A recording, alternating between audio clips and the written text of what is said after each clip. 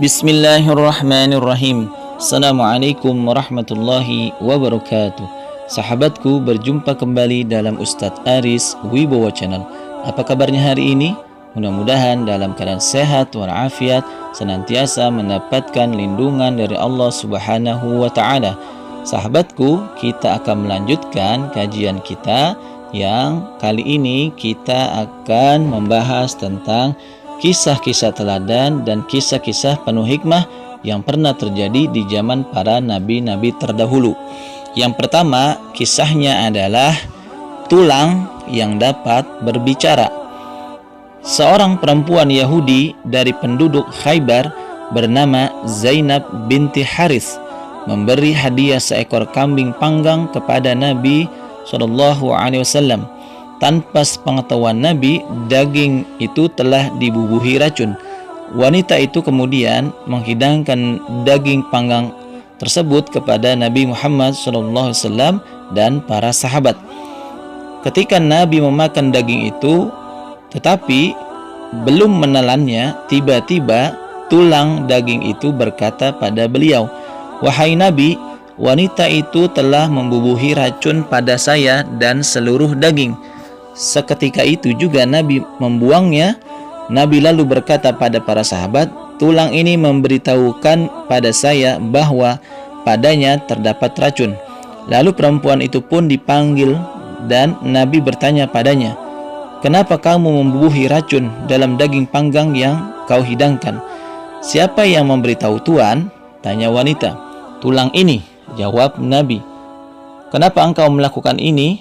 tanya Nabi. Perempuan itu kemudian menjawab, "Jika Tuan seorang Nabi, maka hal itu tak akan membahayakan Tuan." Singkat cerita, Nabi dan para sahabat telah diselamatkan oleh Allah Subhanahu wa Ta'ala dari fitnah orang Yahudi. Itu kisah yang pertama. Kisah yang kedua adalah tentang katak yang bertasbih selama 60 tahun. Pada suatu ketika, Nabi Daud alaihissalam pergi ke daerah pesisir untuk beribadah. Setelah genap setahun beribadah, ia lalu berdoa, "Ya Allah, saya telah beribadah padamu selama setahun hingga punggung saya bongkok. Air mata saya pun kering, tapi saya belum tahu bagaimana nasib saya." Allah lalu menyuruh katak untuk menjawab doa Nabi Daud alaihissalam. "Hai katak, jawablah doa Nabi Daud." "Baik ya Allah," kata katak. Katak itu lalu menemui Nabi Daud alaihissalam dan berkata padanya, "Hai Nabi Daud utusan Allah, apakah Anda hendak mengungkit-ungkit pada Allah tentang amalan ibadah yang dilakukan selama setahun?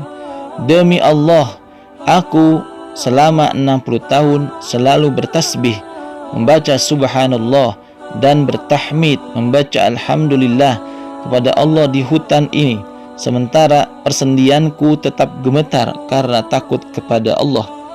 Nabi Daud alaihissalam terkejut mendengar perkataan katak itu.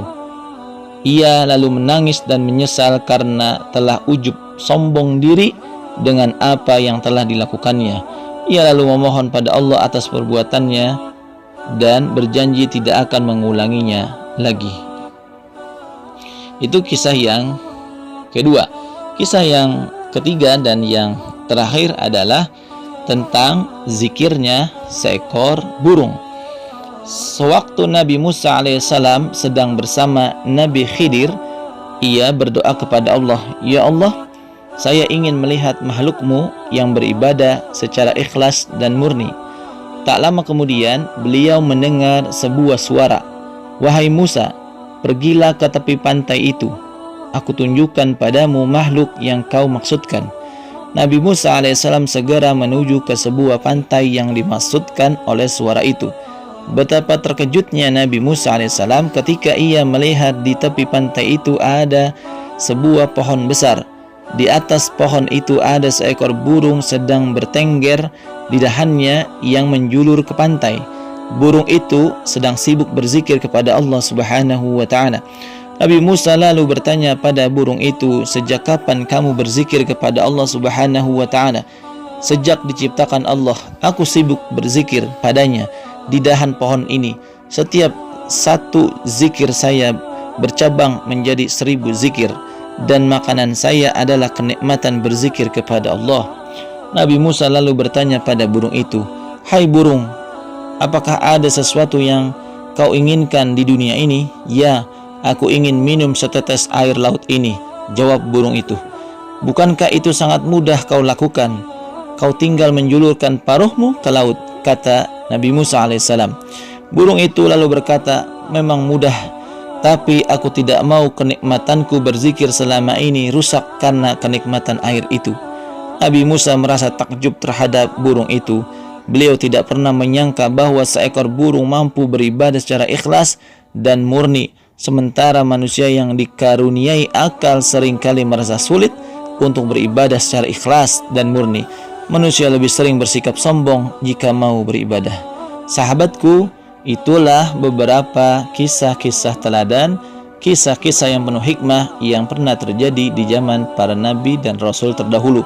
Mudah-mudahan kita bisa mengambil hikmah dan pelajaran yang bisa kita terapkan dalam kehidupan sehari-hari. Ya Allah, jadikanlah kami orang-orang yang senantiasa memperbaiki diri ini, memperbaiki keimanan ini. Hasbunallah wa ni'mal wakil, ni'mal maula wa ni'man nasir. Wallahu a'lam bishawab. Kita berjumpa lagi pada kesempatan yang lain. Sahabatku, jangan lupa untuk like, share, and subscribe channel dakwah ini. Assalamualaikum warahmatullahi wabarakatuh.